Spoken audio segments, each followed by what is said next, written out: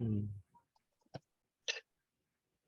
So one more time, the Buddha dispute whether Ananda say the known mind is inside the body or outside the body or hidden behind the sense organ is still wrong. Right. So now he uh,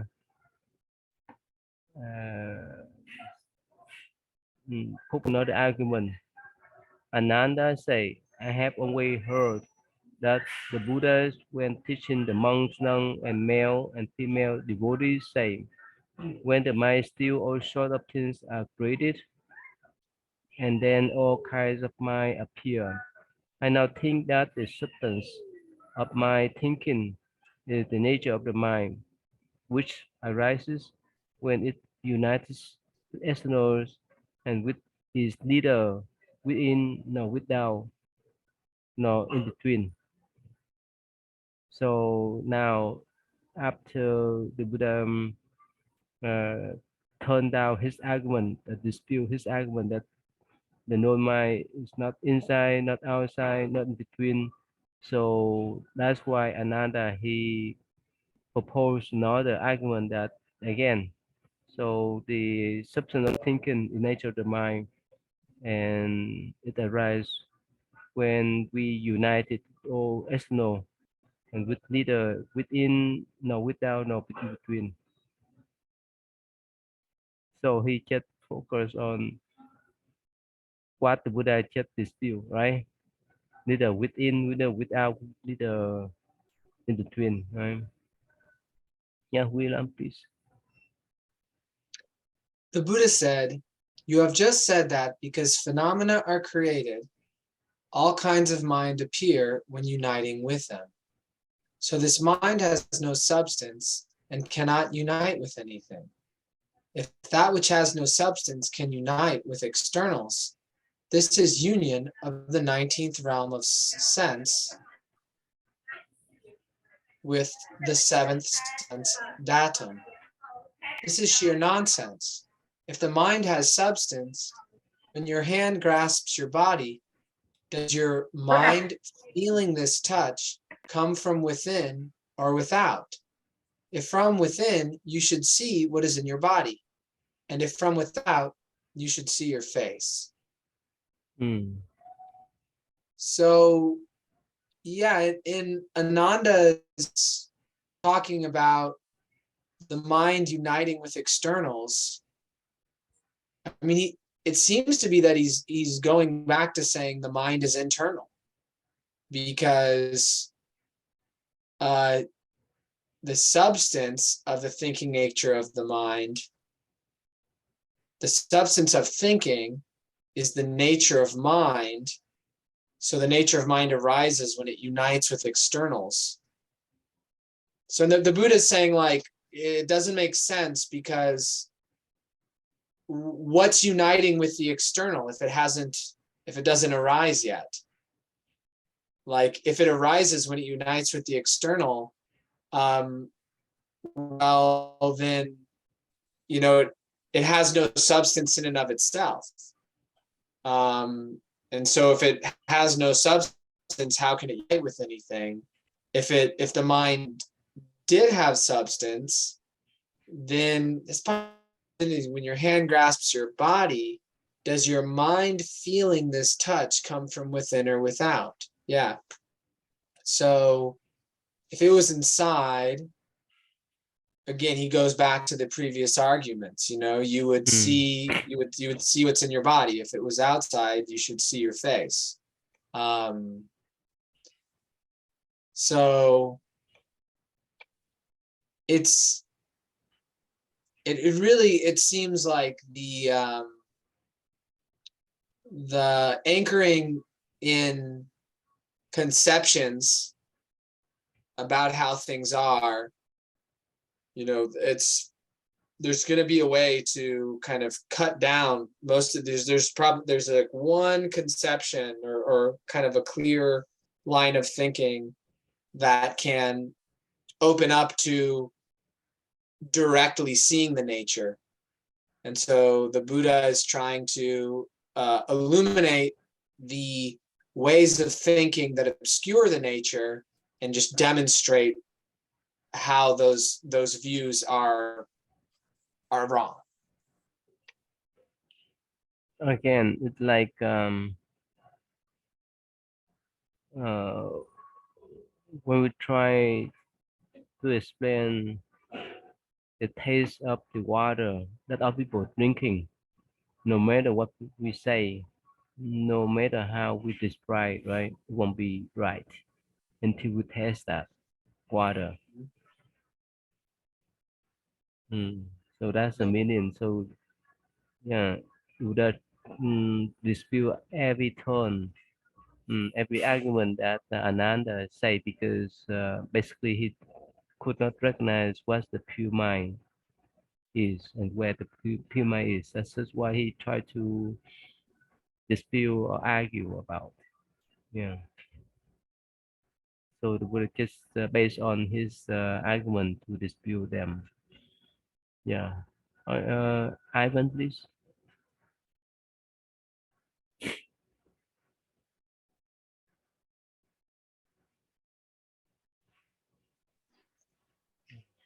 Ivan, are you there? Yeah, I am. Yeah. We're at Ananda said, correct? Yeah, please. Ananda said, it is the eyes that see and the mind that knows is not the eyes. To say that it sees is wrong. Would you like me to continue? Yeah, please. The Buddha said, if the eyes can see, when you are in a room, do you see the door out or outside? Those who are dead and still have eyes should see things if they still see. How can they be dead? Ananda, uh, if your knowing mind has substance, is that substance single or manifold?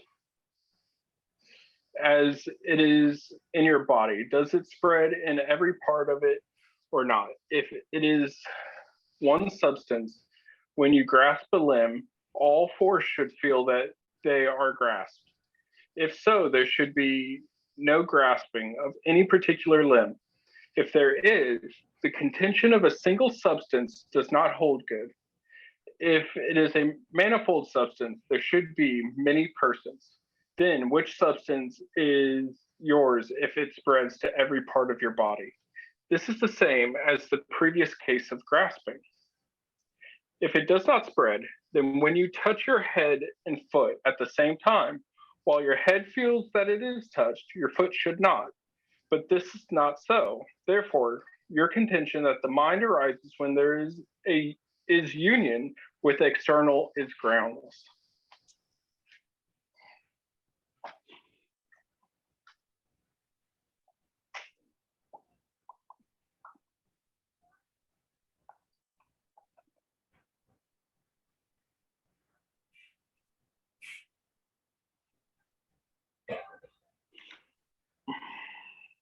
There's a lot here.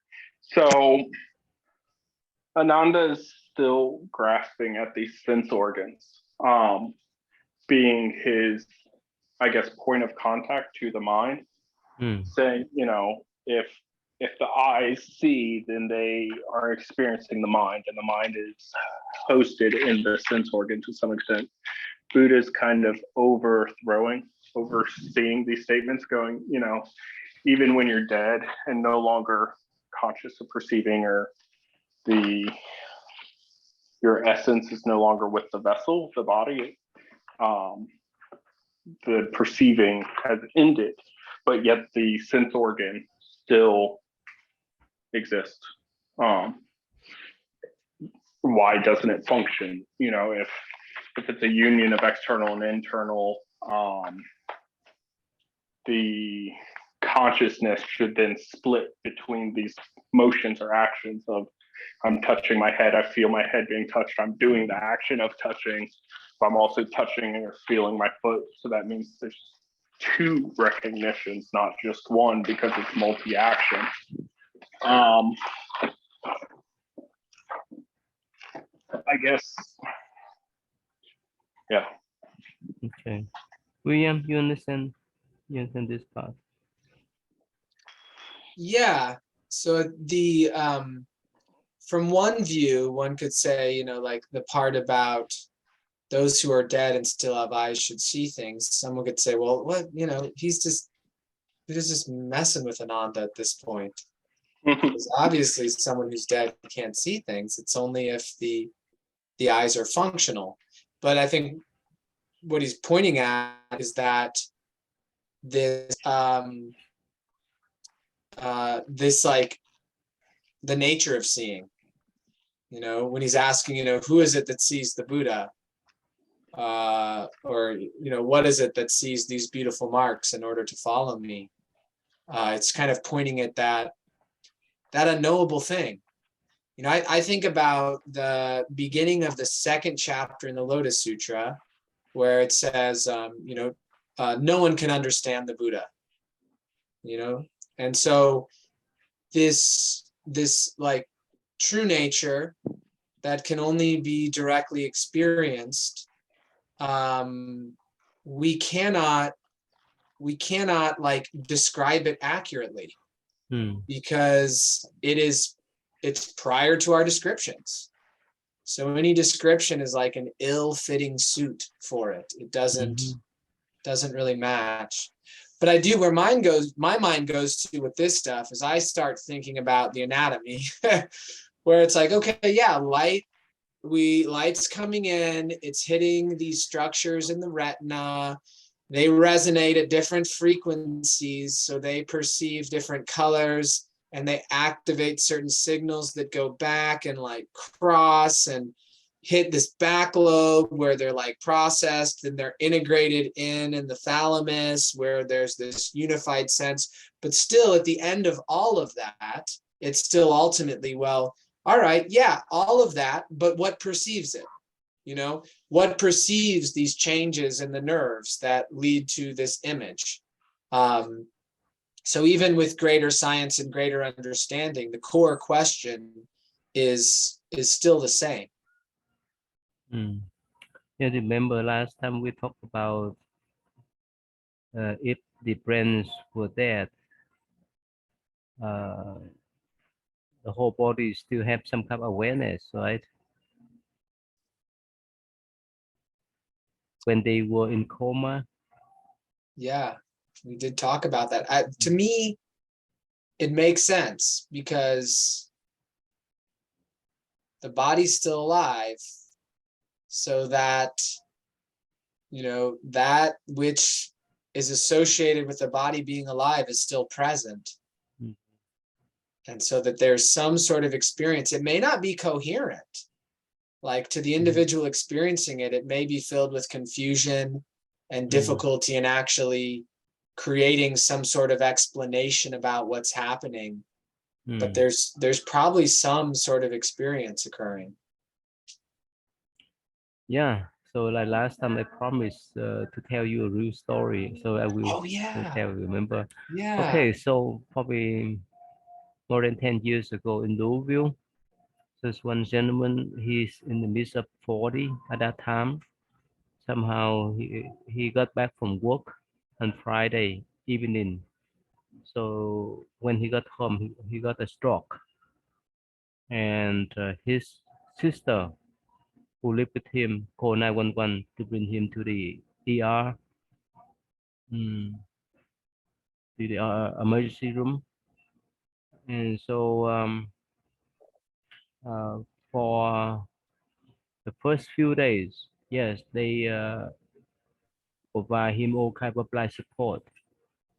And but for the 7 day, the doctor scanned his brain twice, not one, with evidence, not talking about with evidence, and they pronounced his brain was dead twice. It's because there's no function at all. So the sister invited me to come to that hospital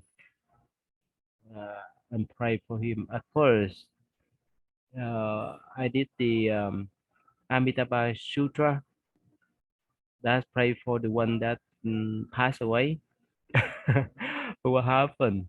I recited for the whole night, probably at least 4 hours, 5 hours straight, and he's still alive. So next day, yeah, I came back. to decide again for a few more hours. He's still alive. And finally, I told the sister that actually your brother is still alive. So I think it's better for us to decide us or Bodhisattva Sutra. Yeah, the sister follow me. And I decided that sutra for another 7 days.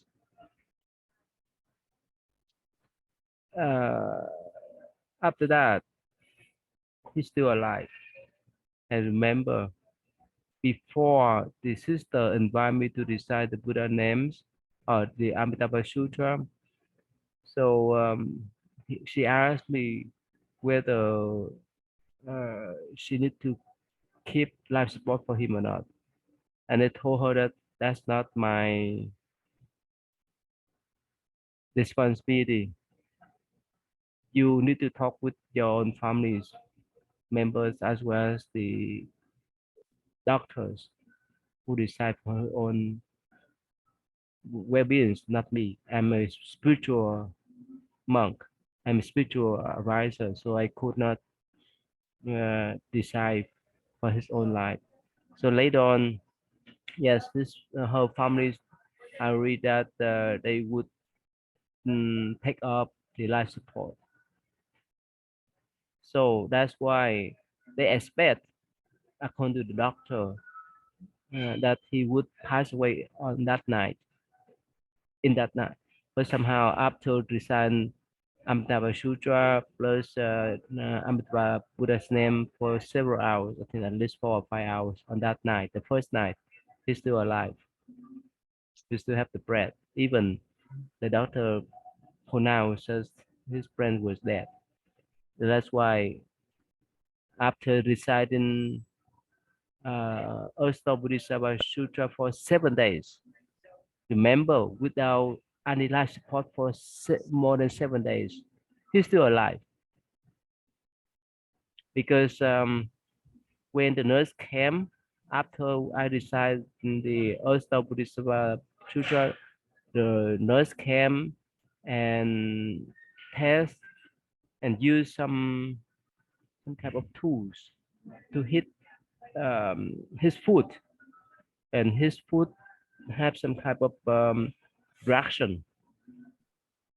And she say that he dead, but because of the body reaction to whatever things that she hit on his feet, that's why he died. I say no, he's still alive. And I told the sister, you need to request the doctor to provide him some kind of nutrition again, to put him on the life support again so that he could be alive. So at first, the nurse argued with me that that man died already. Do not need to do anything. But I argued and told his sister to do so.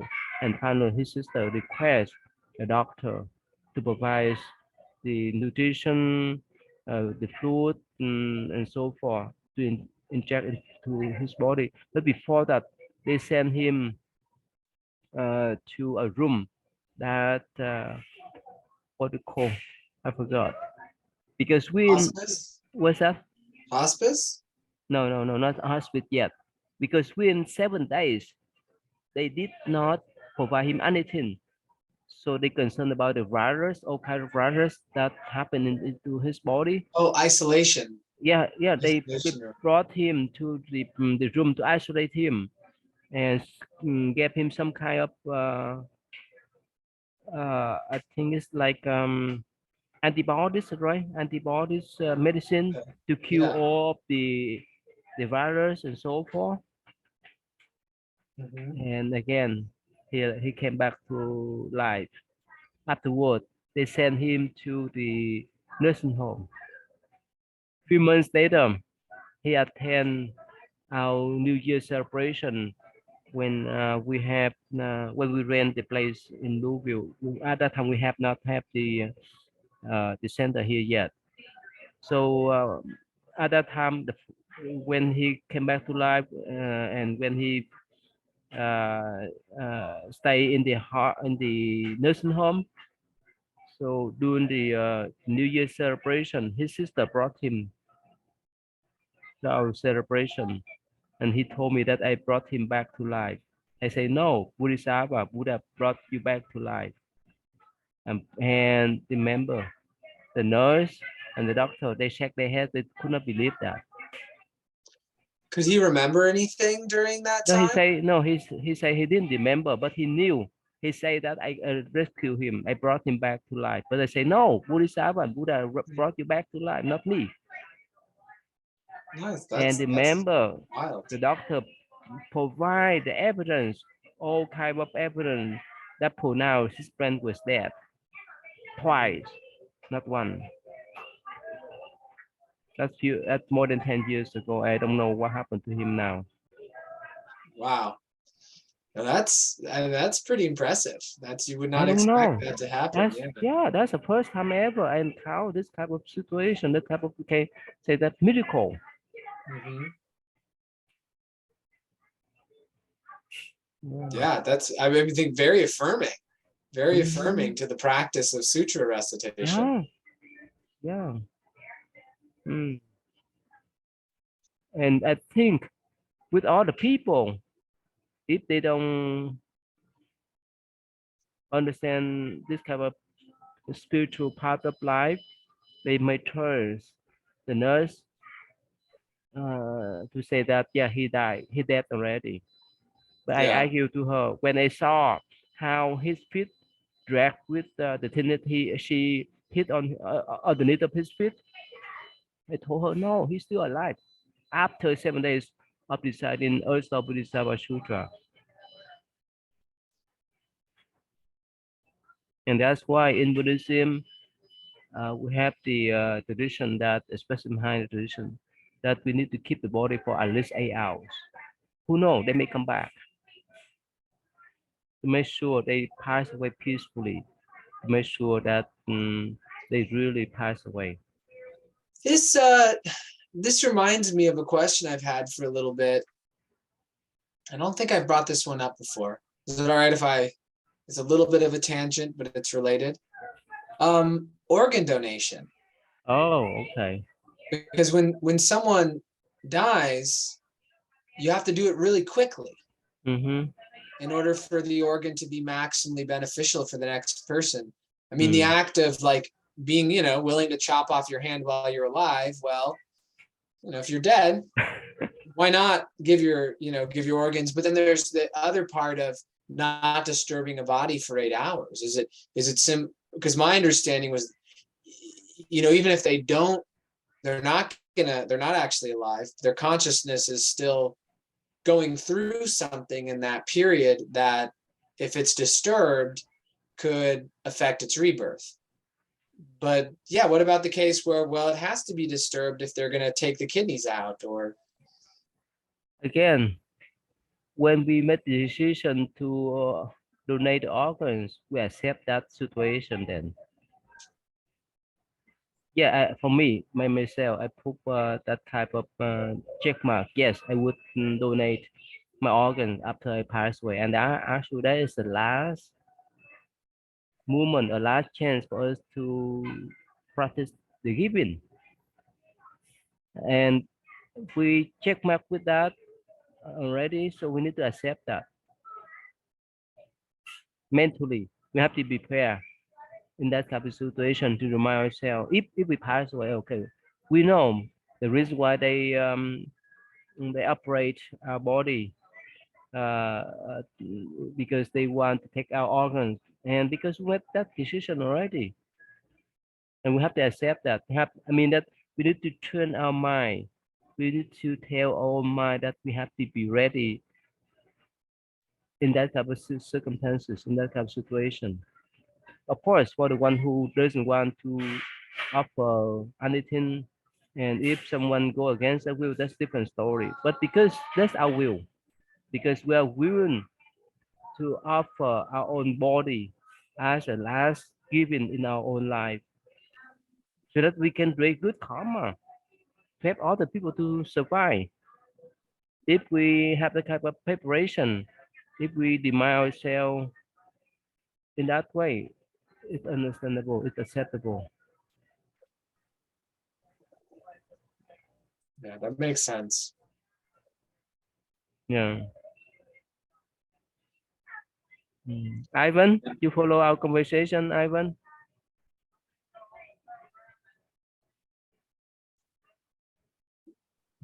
Ivan, are you there?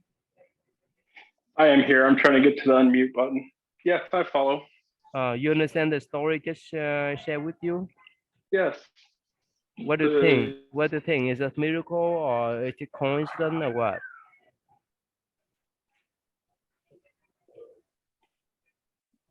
I think Western medicine, um,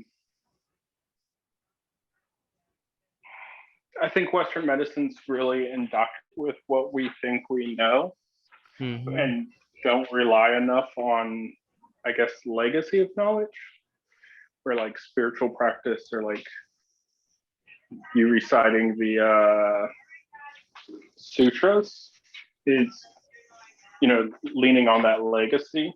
Um, Mm. I think it's amazing with no nutrition, no action, that the body was still viable enough for him to return to. And I think that's amazing to me, even in Western medicine precepts. So William, you have not encountered this kind of situation in your life before, right? Or you have? No. No. No. And even me too. I could not expect that I encounter this kind of situation in reality. Yeah. And yeah, and that's why in our spiritual life we have different kind of paradigms from the normal people because we have different mindset, and that's why this kind of phenomena may not happen to other people.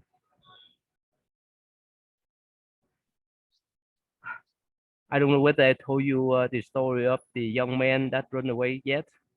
Julian, I You told you did. yet? Yes. Yes. Yeah. You told us last time, I think. Again, this is my out of my thinking too. Guess what? What? The young man that remind him or told him to come back to the temple. You know, guess what? He has mental issue too. I would think so, probably. If his mom kicked him out and he was at a shelter, he almost certainly has something he's dealing with. No, his sister kicked him out, not his mom. His mom lived Oh, his sister. in North Carolina. He came from North Carolina to stay with his sister because Yeah. of his mental issue. He's so hyper that his sister brought him to the shelter at the right time, at the right moment to see that young man. And at that time, somehow he says he encouraged that young man to come back. And guess Mhm. what? It just happened on last Sunday. We have to bring him to the police station because he act out for the whole day. Wow. What was he doing? He he act out everything, but of course he's not violent person. Yeah, he opened my refrigerator. He messed up the food. He messed every food that we put there, and basically he's so hyper. He couldn't control himself. He couldn't sit still. Wow. He um he went to the kitchen sink and took the utensil, the bowl, the spoon and so forth. Even they are clean, but he took them out and cleaned up. I put it back, took it out, clean, put it back. Wow. So that's why somehow we have to bring him to the police station in Corden and ask him to help out. And we contact with his sister. His sister told them and told us that he has mental issue because of that kind of bipolar problems. Yeah. I don't know. I don't know where he's now. But my point is that somehow he came on the right time. He came to that shelter on the right time, right moment, and talked the right word to encourage that young man to come back. And he did. Yeah. That's why we could resolve the problem. Otherwise, it would be the mess. And that young man, I mean, that this in the day that young man left for New Jersey, the black guy, he stayed here with me for more than a week.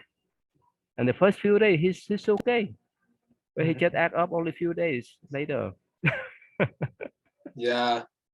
It can in bipolar, yeah, it'll cycle where they can be calm and like fine or maybe even a little Oh, depressed and then yeah. like all of a sudden they're redoing all the dishes. Yeah. And even last week, let's say here, you know the young monk, right? The Yadao, Yes. right? Yeah. So so this young man, the black man, went down to Atlanta with young monk to help out because we brought up things from Atlanta Center back here. So this young monk he rode the U-Haul, the big U-Haul, and on the last day before he left, this young man he act up. But right before that, he was so nice. Everything's okay. He understand what we communicate with him. Only the last day that before he left for he left Atlanta for Louisville. Yeah, he act up on Saturday and Sunday. That's why on Sunday evening we brought him to the police station. Again, looking back these two young men for me is miracle. Whether Yeah. people believe or not, that's just a miracle there. Yeah. Mm. Well, it's we see the same sort of idea definitely in stories. Like Star Wars is a really famous story. Mm-hmm. Um, and so you can see how someone who there's a character who ends up like starts good, they become evil, but then because they're evil, they're in a position to do something very good at the end of their life. And they end up saving everybody because in that last moment they choose to do the right thing and Mm-hmm. nobody else was in a position to do that because everyone else wasn't, you know, by the they couldn't because he was trusted by the this like evil emperor that he had to destroy. I don't know if you've ever watched Star Wars. I'm I don't guessing watch no, that yeah. now. But like Darth Vader, his story arc is just about that relativity of good and bad, how it's not absolute. So here's, you know, this young guy who was probably a real hassle to his sister ended up his action really was a good action, but the reason he was in a place to do it was because he was, you know, he was kind of sideways in his mind with his what he was dealing with the bipolar. So it reminds me of that same sort of narrative that we see in some certain Mm-hmm. stories. Again, for me, you know, that's why I used to tell people that when I was slave man, I really like to do meditation uh, and that's just my passion. That's why I dedicate my life for a life of monk. But after being a monk for a few years, I recognize as we alone could not handle our own karma. That's why we need to rely upon the power of the Buddha and Bodhisattva. That's why now I combine every morning. I combine doing meditation and reciting the recompassion mantra. So, in my view, That's this even this moment. I believe that the Buddha and Bodhisattva provide me some kind of protection. Even our temple, our members, some kind of protection. Otherwise, we become a mess. When I deal with these two young men, the first young man is with the mess. If he missing, if we put him into the national news, his family would come would come here to make the mess. So I think that's why I strongly believe that Buddha and Bodhisattva always mm, bless us. But of course, we need to put effort to recite the mantra. And like we don't pray for them, but like we turn on the right channel, so that they can provide this type of right blessing. Mhm. Yeah, Ivan, what do you think? What do you think? Is this pure art for you, or is normal for you to hear this kind of story, the real story? What do you think, Ivan?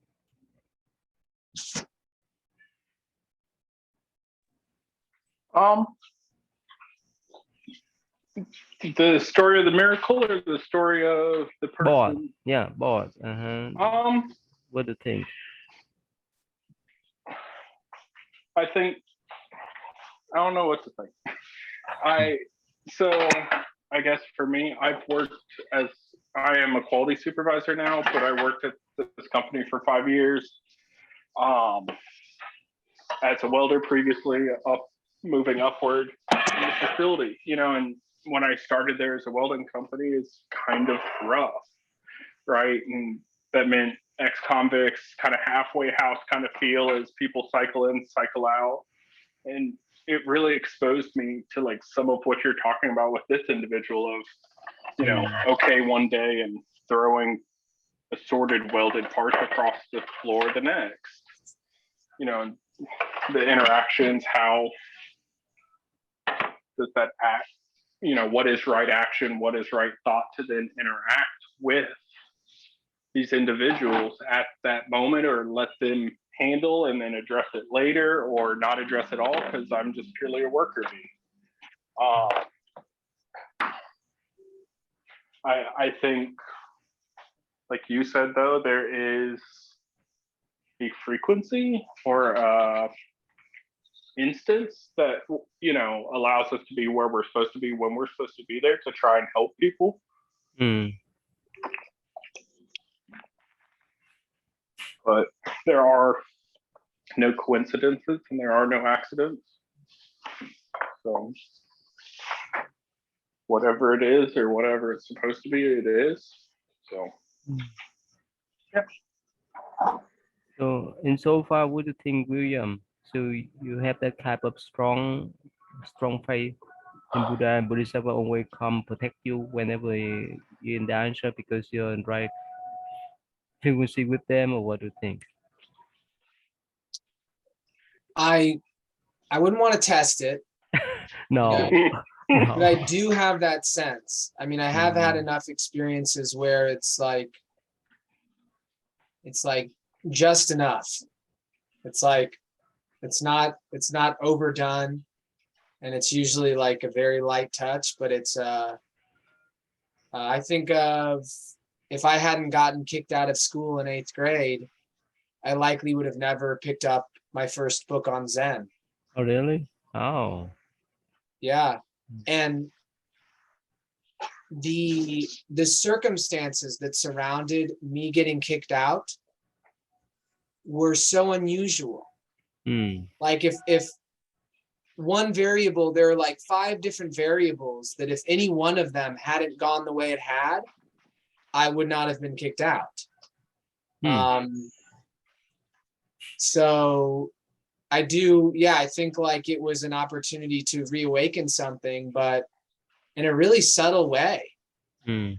to set the circumstance for it. And then I've had a few other turning points like that were kind of astounding. So Yeah. And it happened. It happened now, not yes I mean that not last year, not last decade, not last lifetime, but it happened now to me. And that's why. That's why I want to share with you in case I forget. This kind of real story. And Yeah. of course, for common people, they may not choice that. They may not believe that. That's their choice. But for me, yeah, this is the real story that happened to me. And of course, the other things too, often happen in here and there. Hmm. That even sometimes I could not remember all, but this is so obvious. Yeah. Okay, yeah. Since time is up, sorry, I have something to do. That's why we came late. So can we stop here today? Hmm. Hmm. Ivan, can we have stop here today? Hmm. Hmm. Yeah, I'm content. Yeah, thank you. So will you be back next Wednesday or Thursday or what? Yeah, so I fly out tomorrow, Wednesday, and I return Wednesday. Oh, okay, So I won't be able to make Friday meditation or okay, Tuesday. okay. Yeah, I probably won't make Tuesday of next week's study group Sure, either. sure. Enjoy your time over there then. Thank you. I All right, appreciate it. then. Okay. Thank you. Bye. See you then. Thank you. Thank you. Have a good night. Thank you. Bye. Have a good one.